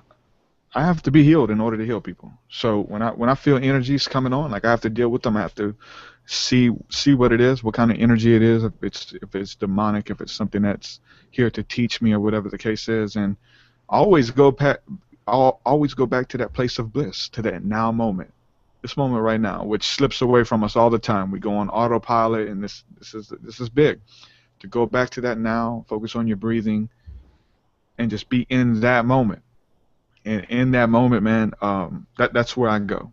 I go within. You know, you have different things or whatever that you can burn incense and sage and things like that. And a lot of times that helps us to go into maybe a trance or dealing with different energies around you. They react to these substances and things. And so I always go back to that place. I always go back to that place of solace, and I teach people to do it. I don't.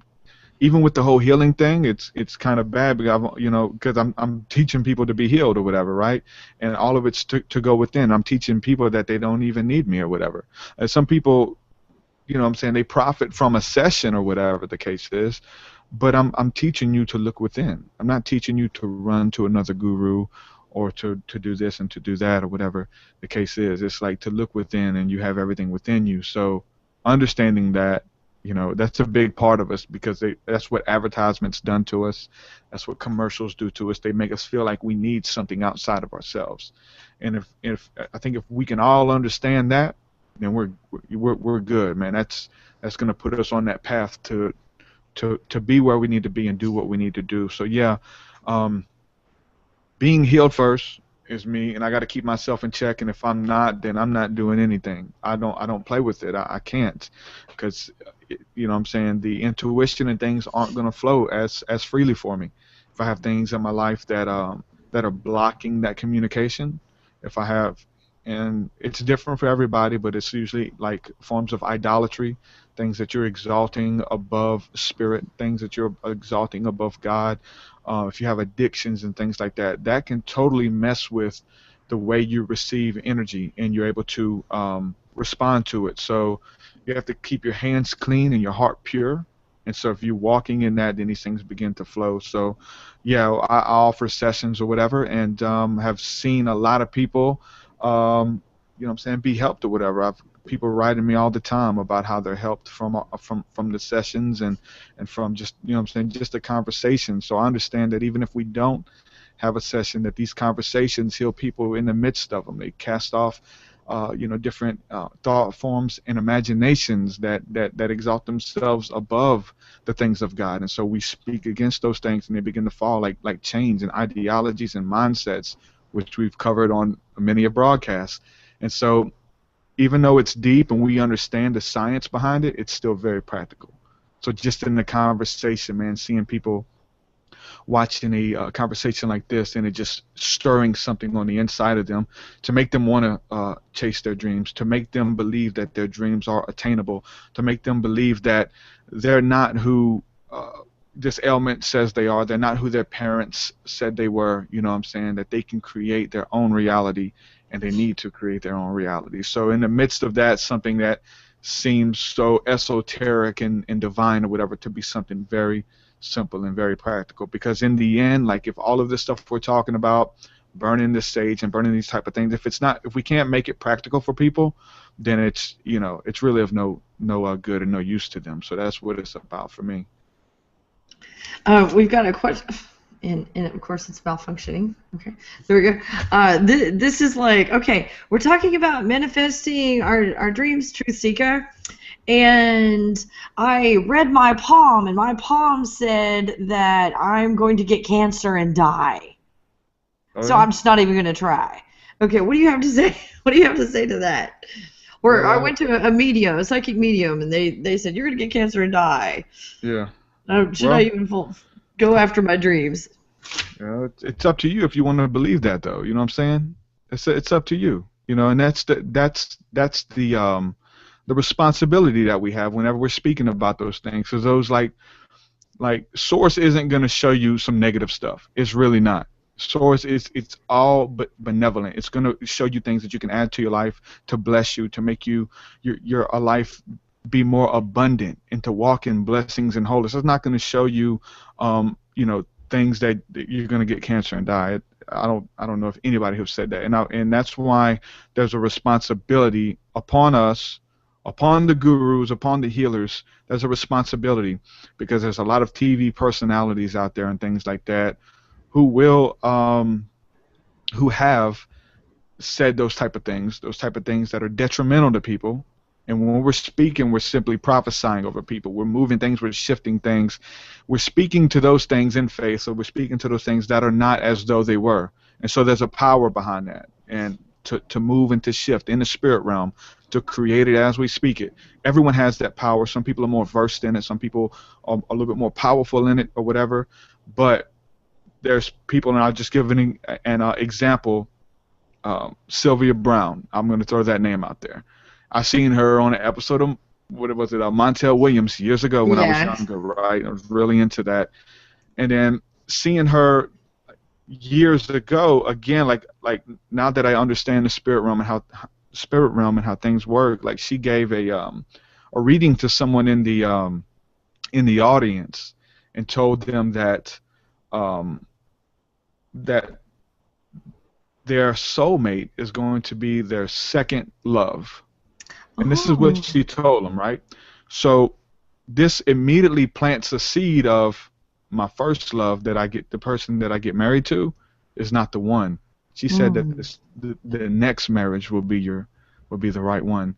And that's not spirit, man. It doesn't work like that. They're not going to place doubt, fears, and insecurity in you. That's not how they operate. It's totally not how they operate.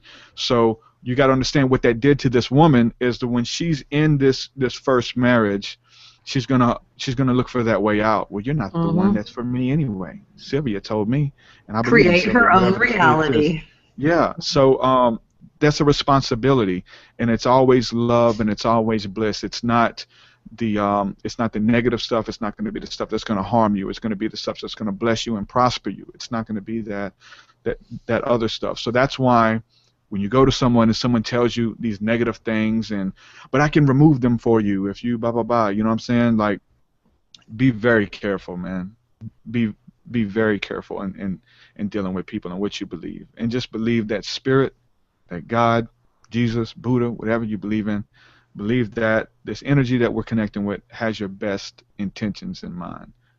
Believe it, man. That's the truth. This next question, and then we're going to get into activation after this. This is like a multifaceted answer on this one. It's like, what are some of the ways you can begin the healing process, knowing that it starts with your emotions and choices? You kind of like have to get those in order first.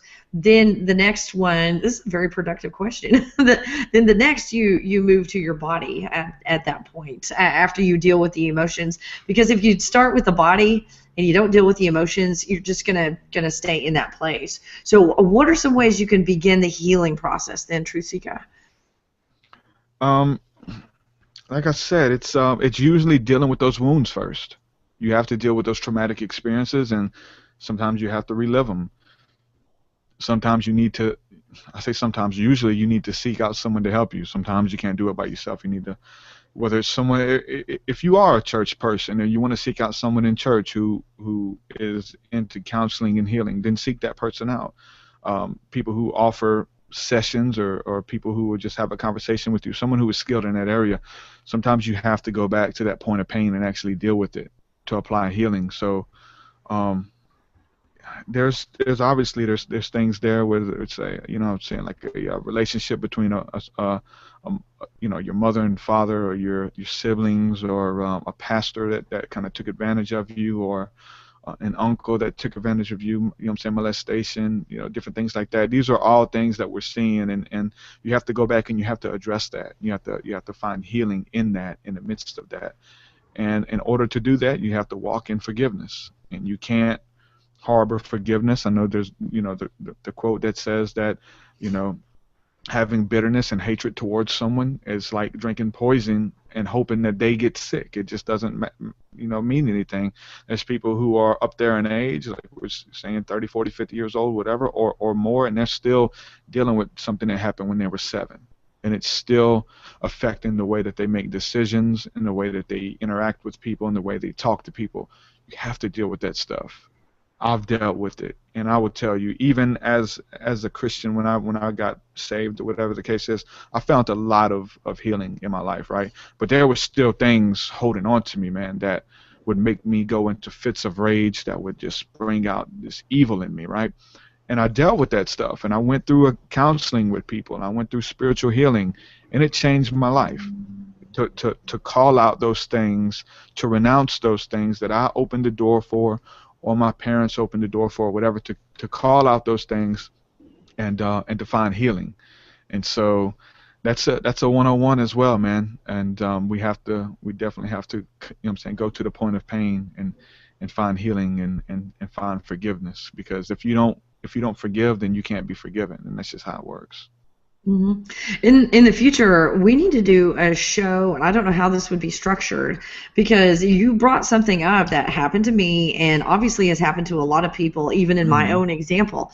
Yeah. When I grew up in the church, I was Baptist, and we had a preacher, will not mention his name, and this preacher, I was in high school, and this preacher, for the best way of putting it, is hit on me. And I felt ashamed. I mean, it didn't go anywhere. He just hit on me, and then I avoided him after that, thinking, oh my gosh, what did I do to attract this, you know? And then later on, I finally, because I'm like, I didn't have an open relationship with my mom like my daughter has with me, so she just tells me immediately, hey, this just happened. I'm like, Yeah. So I did tell my mom for a long time, and finally I'm like, Mom, can I tell you something? And just don't get mad at me. And she's like, what, Kelly? I said, I don't feel comfortable around the pastor because he hit on me. And she said, I haven't said anything, Kelly, but he hit on me too. Yeah. He had hit on my mom, and then it came out that he hit on most of the women and the high school girls in the whole church. So we were there. So obviously, here's a lot of people that they equated. Now, I don't know if he did anything with some people. You know what I mean? I don't have any knowledge of that.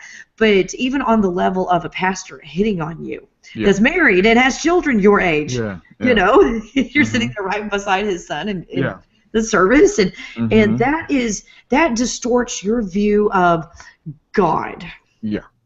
Yes, that, and also the relationship that you have with your father. You know what I'm saying? Because we all look at the masculinity side of deity, of God, and it usually comes from our father. And for me, I had a father that wasn't there. So and I was like, well, where's this God at? This God's not there for me. He may be there for you, but this God hates me. This God doesn't give a damn about me. So we respond to those situations from, you know, the different relationships that we have in our life and the different things that happen. If you know what I'm saying, if you were like dogged out by your, you know, father, or your mother spoke down upon you, when it comes to that you know, masculine or the feminine you know, aspects of it, you're going to feel like a condemnation. You're going to feel like deity looks down upon you until you hear otherwise, until you find out otherwise, and until you're shown otherwise. And that's not the case. Like, we're talking about the most loving principality out there, which is the source creation that created you to have this experience and wants you to prosper and wants you to be happy and be whole. So we have to deal with these things, man. Like, we're talking about the pastor doing that, and so therefore it's gonna you know, it's gonna affect the way people look at deity. It's gonna affect the way that people look at pastors in general. I don't want to deal with pastors. I know what you guys are doing. You know what I'm saying? And it's not all pastors. Let's get that straight. Oh no. It was one. It was one, but it was enough. Yeah, but that one pastor and that one thing can shape the way that you look at all pastors. I'm not saying that it does. It did. But it absolutely did. I kept a distance from every one of them after that. No doubt. And I couldn't trust them. And rightfully so. Rightfully so. You know, you were a victim in that situation. So you have to find healing. You have to understand that there's people and there's stuff in conversation that me and you have, and you say little things or whatever. So I'm trying to, in the sense of even me and you have a conversation, for you to look at someone who speaks about the Bible, who speaks about God, who speaks about consciousness, to understand that, hey, this isn't You know, because there's so many people like that, Kelly. There's so many. When God is brought up, when religion is brought up, to hell with religion, to hell with God. I want consciousness, but it goes hand in hand, man. It really does. It doesn't matter what names we put on it or anything.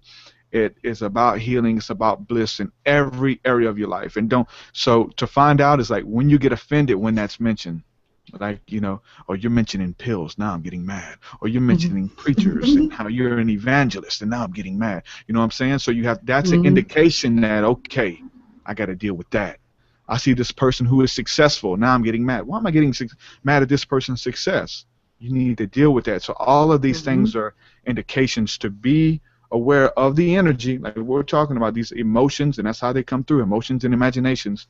Pay attention to that, and that's what we can deal with. That's what we got to deal with. And even in insecurity, it's like, oh, you're ugly. What? Yeah. You know, instead of why did you get mad? Because you're insecure. You see a beautiful person, so hold on, baby. Why every time we see a beautiful woman, you're always saying how she's ugly and she thinks she's all that? Why is it always, every time we pass a beautiful woman? I know people like that. When you see someone beautiful, they feel inferior. Like, come on, that's not you. This isn't, no, you're not living your best life. You're in bondage. You're in slavery to that emotion. And we need to deal with that because you're beautiful, because you're worth it, because I have eyes for you only. You know what I'm saying? Like, so all of this stuff has to go on. You know what I'm saying? And we've got question after question. We need to get to activation. I mean, we've got to do another show because it says, what if your mom says that every power obtained without going through Jesus is evil? I mean, we got questions like that over here. I want to address that as well. I believe that as well. I believe that. I believe that Jesus is the only way to God. What do you mean? And if I don't pray in Jesus' name, we've addressed this before. That's not his name. What is Jesus? What is the inspiration of what Christ is? What is Christ consciousness? You know what it is? Love. It is love expressed to mankind. Symbolically, metaphorically, physically, love. So yes, the only way to God, the only way to really come in a right understanding of this power of God is through love. Love that is unconditional, that keeps no records of wrongs. This is the love that we're talking about. So yes, your mom was right in a sense, but it wasn't. She's got it all embodied in a person, which is not embodied in a person.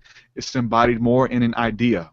That Jesus is this idea that we can embrace, that we can literally feel. So it's an idea, but it's stronger. It becomes something real to you. So anytime that word Jesus is used, that's what it's about. It's not about. And we understand that that's not what it's about to everyone, because the religious people, they want you to come to their church and repeat a prayer, and that's Jesus. But we understand that the majority of those people who are telling you that, they're just as crazy and messed up as the other people who are out there looking for answers. So if they say that Jesus is the truth, right?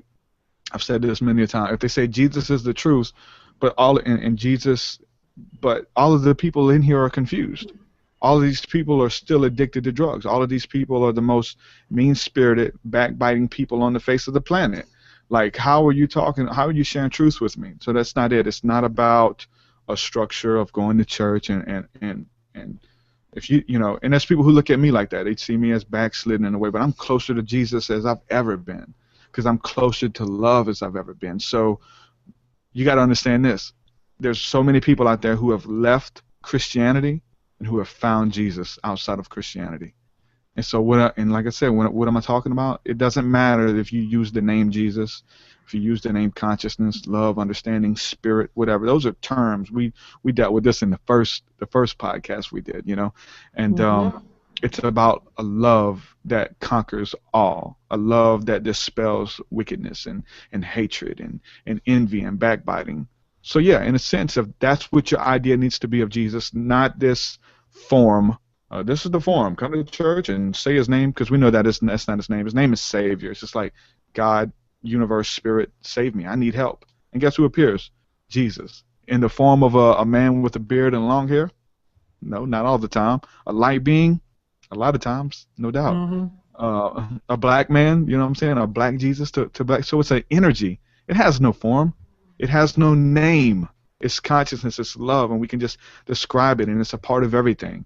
So yeah, I believe that Jesus is the way. I believe that love is the way. I believe that, you know what I'm saying? So It's nothing dogmatic about it. And if you get offended that I say that, you need to understand that this concept is deeper than religion. And so those people, you know, they have their own crutches and things and vices, and some people are dealing with that of their religion too, you know, and it's a stepping stone. So that's just the way I look at it. You know what I'm saying? That religion is a stepping stone for a lot of people, and it's something that it's like an elementary school a lot of times. And you can stay there and you can get caught up in debate. You get caught up on names and doctrine and theology, and that can consume you. But you have to move past that, man, and apply the principles that Jesus applied to his life. And you understand him as just an expression of love. That's exactly what it is. That is so. I'm glad I read that question. I'm not gonna read another question because we need to get to activation. Yes. We could talk forever. I mean, I have 8 hours. They allow me 8 hours, but we're being kind. You ought to do it one day. One day. Just plan a whole day. Oh my gosh. 8 hours. Break a record. We could take bathroom breaks, right? Just have a whole event planned and have different speakers coming in at different times. We could do it. What did you think about that? Hey, I'm prophesying here, man. We'll make it happen, you know. Oh my gosh. Have all these speakers at 2:30 he's coming in, all broadcasted online. Let me shut up because we'll make it happen. Oh my gosh. That would be freaking awesome. Don't know who would watch it, but that would be so awesome. I would watch it. I would rewatch it. I would. That is so cool. So activation, what's your ideas? What are we doing? Activation. What is activation, and how are we going to do this? So let's do this. Let's do an activation for those who can't seem to get over the hump. We're talking about healing. We're talking about following their dreams. So, okay, I want to manifest my dreams, and I believe in what you're saying. And there's many people who are trying to apply everything that we're saying too. So let's just move in the spirit. Let's move in the spirit, and let's just help them get over that hump. So there'll be an energy that comes forth. There'll be a vibration that you can feel, and this is an empowerment. You can just literally find that bliss, feel that bliss, let it take over your body, let it consume you. Just love, energy, bliss that's going to guide you, and it's going to lead you and help you to get over that hump. And so what we're going to do is we're going to send that out. Like this is within us. We can send it out. It's helped us. So that same spirit, Kelly, that's helped us. That same intuition, that same vibration, we're going to send that forth to people so that they now, can do you want me to participate too, or do you just want to do it? Like, okay, tell me what you do, because I need to know exactly, because I don't want to like undo your energy. No. You just follow my lead. So this is the same spirit. This is the same love that we've been talking about. The same vibration that has our best interest in mind. And so we're not even going to give it a name. We can call it the Holy Spirit, Kundalini, whatever. It's just energy that has your best interest in mind. So we're going to connect with that really quick. So I'll start, and whatever you feel in the spirit, whatever you feel you want to activate and to speak to, you do the same thing. Good? Okay. Are we going to talk or? Like... Yes, we're going to talk. Okay. Because most of the time I play music and just kind of hold my hands up. I know. I don't have any music playing either. So. Same thing. So yeah, close your screen out now. So this is what we're going to do. Let's just close our eyes. Take a deep breath in. Release. Let's focus on this moment. I want you to focus your intention to the breath. I want you to breathe in deep through the nostrils and out through the mouth. Exhale. I want you to breathe in through the nostrils. All that is good, that peace, that understanding, breathe it out through the mouth.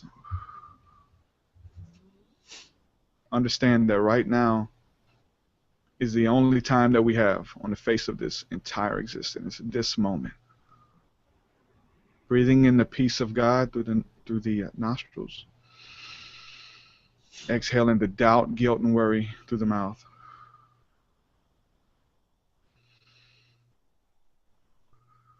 To just be in this place, in this moment. Because in this moment is love. Nothing is expected of you. There's a tangible presence that's going to be with you. And you're going to be able to physically feel this presence. It's going to be tingles, it's going to be chill bumps. It's going to speak to you in whichever form that it desires to. You're going to be sensitive to it. There may be thoughts that come. There may be ideas that come. And this is what you need to remember and be present of. Write it down whenever we're done. Just sit in silence for a second. And I want you to envision a white glowing orb in the center of your chest, your heart chakra. Put your intention there into this white energy. And I want you to see the energy moving down your body, down to the earth, touching the ground, moving past the ground and going to the center of the earth. And connecting, making a connection with your mother. This is Mother Earth, which is going to greet you with arms wide open every time. This is your mother.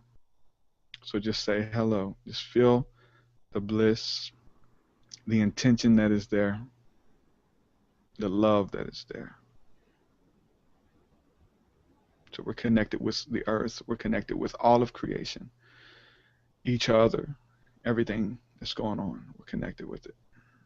There's a peace there. There's a love there.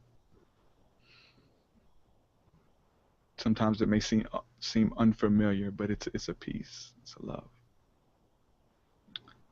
I want you to move your intention to your third eye, right in the middle of your forehead, right between your eyes, the third eye. I want you to just envision the same white light right there between your eyelids. And I want you to consciously, slowly see it moving up to the top of your head and moving out of your crown chakra, moving straight up out of the top of your head. This energy, you're connected, moving straight up past the sky, past the clouds, into space, into the universe, and being embraced by your Father, Father God, masculine energy that has been watching over you your whole life, has your best intention in mind. It's going to just wrap you up even now and give you a big hug. And it's essentially saying, I've been waiting on you. I've been waiting for you. Where have you been? But just feel that embrace right now. Just feel that embrace through your whole body. You can feel it right now. It's that love. It says, where have you been, stranger? Right there. Right there.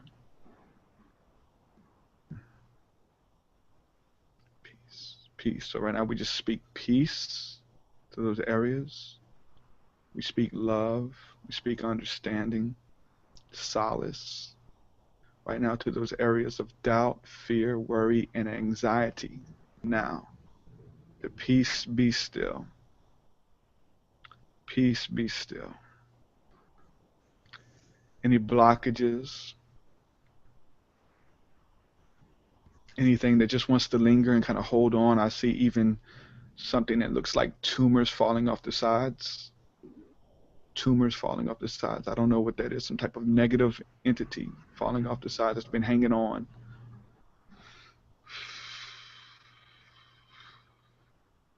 Embrace it.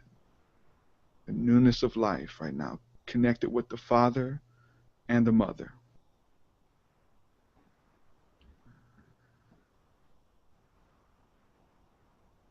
Speak peace right now. Peace be still.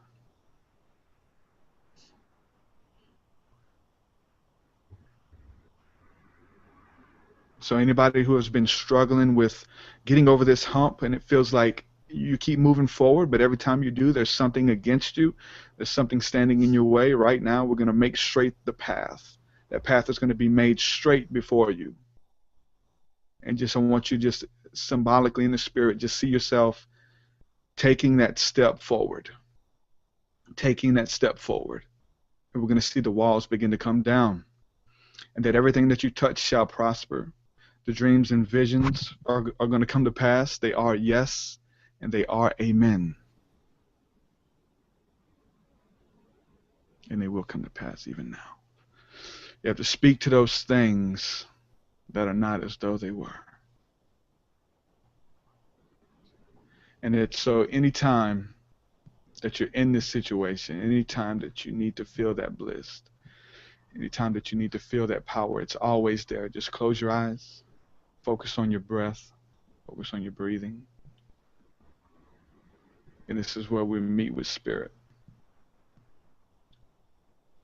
And if you had anything, Kelli, this would be a perfect time for you. I don't know what to say. I'm not good at these things. I've been sending energy the whole time, though. That you've been talking. I've been sitting in energy of activation and activating them, and I love how you just walk everybody through that. I'm not quite there yet. I've got my southern voice, but yes, I've been seeing a lot of hurdles, is what I was seeing, and the majority of the hurdles that I saw were the ones that they placed on themselves, and the ones that they put there themselves. So I was trying to clear them temporarily, because they can be cleared and they will come right back if you put them back there. So what I'm doing right now for them is not as much of a meditation, but I'm actually doing something, and I'm clearing these blockages that you have, understanding that you can put them right back after I clear them, not a problem, if that's the way you want to stay. But I want you to know what it feels like. This is what it feels like to have those blockages taken away from you sabotaging yourself, and see what it feels like to not have that in place, so that when you put those blockages back, you know you've done this. That's what I'm doing right now, is clearing those. And I'm connected directly to Source. This is coming directly from Source. I'm not connecting into any grid, anything like that. I'm connected to Source. So Source knows what these blockages are, and Source is taking care of that right now and removing them. And like I said, you can put them right back, or you can leave them alone and choose not to put them back. But like I said, if they do come back, you know what it feels like to be without it. So you can easily see what has been blocking you now when they come back. You're going to be in a situation, and all of a sudden you're going to feel that blockage come back and go, ooh, that's an area that I need to work on. So this is what I did temporarily for some people that needed it. Okay. Yeah, that's good. Okay, there we go. Got that done. Good stuff. And this is a place that we all can come back to at any given moment, man. This is the place that we go to, where the scriptures talk about, going into a trance and going into a vision, and there's so much going on when we go into these ecstatic states, and you can listen to music, you can listen to theta waves. There's some really cool music on YouTube that I listen to, because you can hear these certain tones and stuff, and it will send you into a trance, and it'll just help you really connect with Source as well, or burn different things, different incense. I've got some more of the copal burning as well, and I'm so so sensitive in this moment too, man, to really feel. And so we're doing something. This is a group thing, so it's a little bit different. I'm feeling a lot of different things. So if you felt anything resonate with you, leave us a comment, contact us, let us know, and the different things that we spoke out and we've seen, and really take that and apply it to your life. And so I felt that peace there. I felt that movement and things shifting and things moving. I also feel a hunger. That there's a hunger birthing in people right now, that they thought that it was over, that they thought that the dreams were through, that they're just gonna, they're just so accustomed to this reality and to this physical plane that they couldn't move past and really feel that. But you felt something in the midst of that moment that you haven't felt in a long time, and it burst something within you, and it put a hunger deep down within you. So begin to respond to that, and begin to feed that with spirituality, with prayer, reading, meditation, all of these type of things. So blessings, blessings, blessings. Thank you. That is amazing. I feel so calm and peaceful now after all this. It's like, what in the world just happened to me? I wasn't expecting, because I was doing something. I do too, man.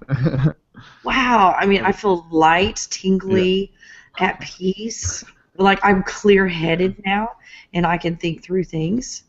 And I feel like from that, I'm going to be able to go out and manifest some more dreams. And you guys are going to benefit from this. Don't worry. These are not selfish ones. These are they're awesome ones. And knowing that I create my reality in a calm place, then I can create a better reality just today, and then come back, like you said, come back right to this place again and do it again and create that reality again. And pay attention to what came in that place, and then what comes afterwards as well. So if you get an email or someone calls you and it makes you upset, pay attention to that. Pay attention to what's going to, shoot you in left field or whatever, because that's the stuff that we need to deal with. And this is a place that we all can come back to. And in that, you don't, there's healing there, and there's healing for me. There's just that time because I'm healed whenever I'm blessed when I become a blessing to others. You know what I'm saying? And that's what I thrive for. This is what I love to do. I live for it, And so, and you'll find fulfillment in the midst of that as well. Whenever you go into that solace moment, and you help people, and you find out what you need to do in your own life, and you consult with your higher self, and that's the self that you need to line up with, and it's beautiful, beautiful. We've got Rose. What a lovely name, Rose. Thank you so much, TruthSeekah and Kelly. First time ever that I got very emotional. Wow. Whatever we just did was so powerful. I mean, I can't tell you. I've done this stuff before. And this was incredibly powerful. So you guys go back to this place where we started doing that. If you need this again, if you go tomorrow like, I burned the oatmeal, I need a little help. Then go back to this and replay it and do this again. Because that's the thing as well. It's like, we do set up ritual, we do burn incense, we burn sage, and we do these things to really bring upon this trance-like state, and really focus on our breathing and stuff. So it creates this sacred experience for us, right? But in the midst of your day, in the midst of being in a waiting room or sitting in traffic, whatever the case is, you could just do it wherever you are. You could just focus on your breathing and take that moment. And when we talk about this life force, this energy, I'm talking about feeling it. A lot of times, when you're conscious of it, when you take that deep breath in, you can feel it, that tingling. That's love. You take a deep breath, you just feel those ripples down your whole body, and that's a presence that it becomes intoxicating, and it's a loving presence that you can literally feel. It's always with you, but you have to become conscious of it and aware of it. The big thing, yesterday I worked with someone that I'm going to be interviewing on my show. He's a hypnotherapist, but nothing like you've ever seen before. He's got his own method of doing this. He connects to aliens and all kinds of stuff, and he showed me a really quick and easy way to open up the heart chakra. So I know that I would not have been able to participate in this with you very well if I hadn't have opened that so well yesterday, and I'm able to open it so much easier. But we'll be sharing that later. Oh, TruthSeekah, thank you so much for being on the show. It's always a pleasure and a blessing for you to be on here and all the things that are shared, and to check in with you and see all the awesome, cool things that you're doing. And your new album is coming out, and then on the 7th of March, you've got your show that you're doing. You call it a concert or a show? What's the best? Either way. Okay. What fits the TruthSeekah? Is it concert? Concert. Got a show. Concert. I wish I need to see how many miles there are between us, and I might need to come up and see that. That would be so cool. Yeah, I was planning on being somewhere else next week, and that didn't work out. So I don't know. I'll see. You never know, man. You never know. You never know. I've got people in Texas wanting to see me, so hopefully I get booked over there. I got a lot of people. I got a lot of fans over there in Texas, so maybe I'll come closer to you. You know what I'm saying? Oh my gosh. Go to a show. That would be a thrill. Yeah. So anybody who responded to that, man, if that was a blessing to you, just let us know, man, because it kind of builds our faith to let us know that, okay, we're not doing this for nothing. We just did that. Like, I had a moment, and so for me to go into that place, but just let us know, man. Encourage us with that. Just let us know if it spoke to you, And I need to figure out a way to do this. I'm able to do a live feed from a place that's copyrighted, if that makes sense. If I go to a concert, I can do a live feed, but they just can't watch it again. It will never get archived, and they can't watch it again. Yeah. So it's, we might do a special live feed of either one song or the whole concert, so people can get an idea of what they're like. If you come to Texas, we can see if we can work I will be like coming to out. Texas. We'll say that right now. I will be coming to Texas, and I don't know how long, but mark my words, and I will be coming. So I will see you there. Oh, I'll take you up on it, and I'm gonna hold you to it as well.